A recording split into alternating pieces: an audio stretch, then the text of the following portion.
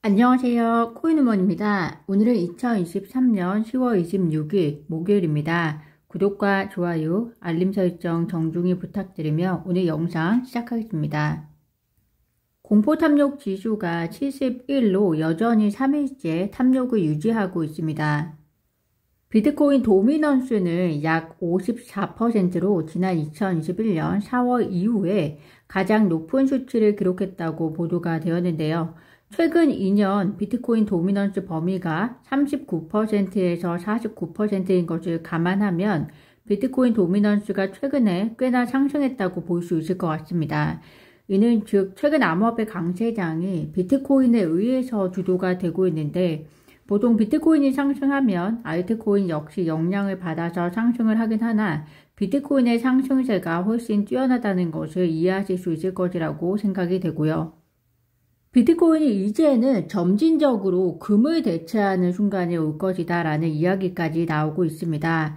이 말은 즉 비트코인 현물 ETF가 출시가 되면 당연히 투자 자산 시장이 커지겠지만 왜냐하면 투자자 입장에서는 투자할 수 있는 옵션이 새로 생겨난 것이기 때문에 당연히 그렇겠죠.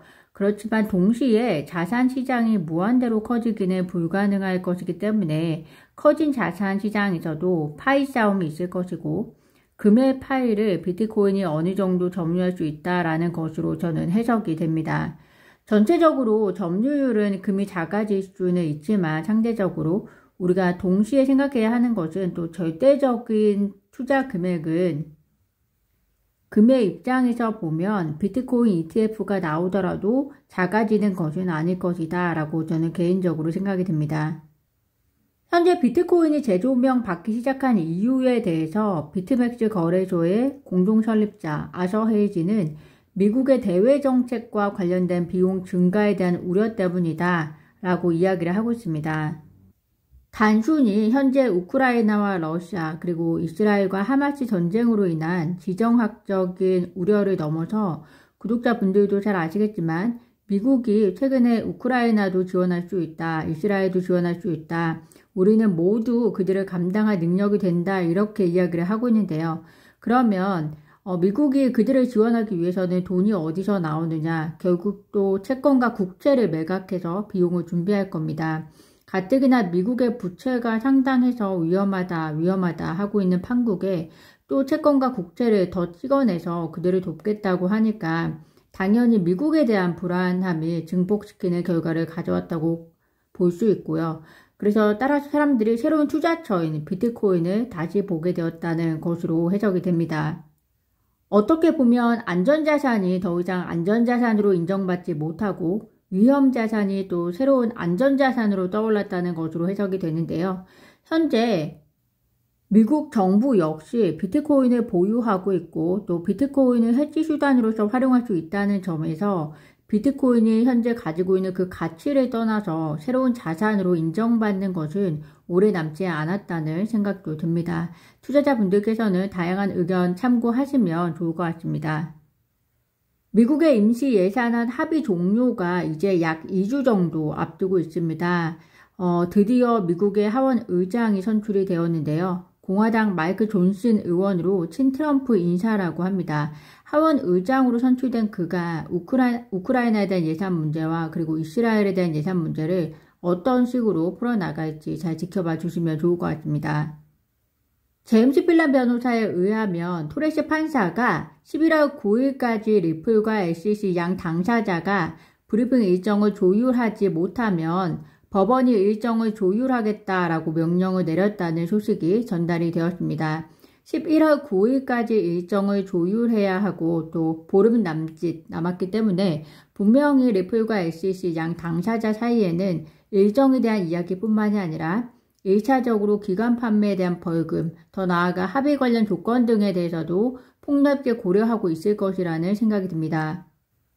프레드 리시폴리 변호사는 SEC가 항소를 할 가능성도 분명히 존재하고 항소 결과가 표면화되기 위해서는 대략 2025년 9월까지 기다려야 된다라고 이야기를 하고 있고요. 따라서 지금부터 2025년 9월 그 사이에는 모든 일이 일어날 수 있다라고 이야기를 하고 있습니다. 즉 합의라는 것이 지금부터 시작해서 2025년까지 어느 순간에는 이루어질 가능성이 있다라는 것으로 이해가 되는데요. 리치폴리 변호사는 법원이 SEC를 더 이상 신뢰하지 않는다는 것을 SEC가 이제는 이해한 것으로 생각이 된다라고 얘기를 하면서 그렇기 때문에 SEC가 합의 전략으로 갈 수 있을 것이다 라고 이야기를 합니다. 또 리플의 경우에는 그럴 경우에는 합의와 관련해서 취해야 하는 전략으로서 SEC에게 상당한 금액의 벌금을 제공할 의사가 있다는 것을 전달하는 한편 동시에 SEC가 제시한 합의 금액을 10배 이상은 줄여야 하는 강경한 접근 방법도 같이 취해야 한다라고 이야기를 하고 있는데요. 제가 협상 전문가가 아니라서 그런데 리치폴의 의견이 언뜻 보면 양 극단의 접근 방법을 모두 보여줘야 한다는 것이 조금은 어렵게 느껴지기는 합니다만 또 이 소송을 지금까지 끌고 온 리플이고 또 상당한 성과를 이루어낸 만큼 마지막 단계까지 잘 마무리할 수 있으리라고 기대를 해봅니다. 코인텔레그래프의 기고자이자 그리고 기술 분석가가 리플이 지난 몇 달 동안 0.41달러에서 0.56달러 사이의 큰 범위 내에서 등락을 거듭했다. 지난 24일 매수 세력은 XRP 가격을 박스권 저항선 위로 밀어 올렸지만 매도 세력의 강력한 저항에 어려움을 겪었는데 만약에 XRP 가격이 현재 수준에서 상승해서 0.56달러 이상을 돌파하면 새로운 상승 움직임이 시작이 될 것이라고 얘기하는데요. 그 가격은 0.71달러 랠리까지 시도할 수 있다라고 전망을 하고 있습니다. 0.71달러면 1,000원이 약간 안 되는 가격인 것 같습니다. 또 다른 암호화폐 커뮤니티는 XRP가 스위프트 시장의 1%만 점유해도 XRP 가격이 120달러가 될 것이라고 이야기를 하고 있습니다. 단지 1%가 120달러라는 가격을 만들어낸다는 가격 예측이 우리를 매우 설레게 하는 이야기이긴 하지만 또 아무리 리플이 스위프트를 위한 펀드멘탈이 탄탄하다고 할지라도 또 그 스위프트를 대체하기 위한 그 단계로 가기 위해서 풀어야 할 숙제가 더 많다는 것을 우리가 인지를 해야 될 것 같고요. 그 숙제를 할 시간에 각각의 투자자들이 얼마나 리플을 기다릴 수 있을지 생각하시면서 기대치를 잘 조절하시면서 투자 전략을 세우시면 좋을 것 같습니다.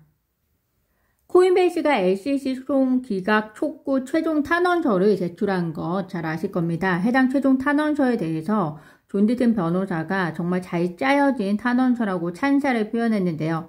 동시에 해당 소송이 기각이 되지 않고 정식 소송으로 간다면 코인베이스의 승소 확률을 지방 법원 재판의 경우에는 약 50%, 재심에서 60%, 대법원에서 80% 이상으로 보고 있다라고 의견을 밝혔습니다.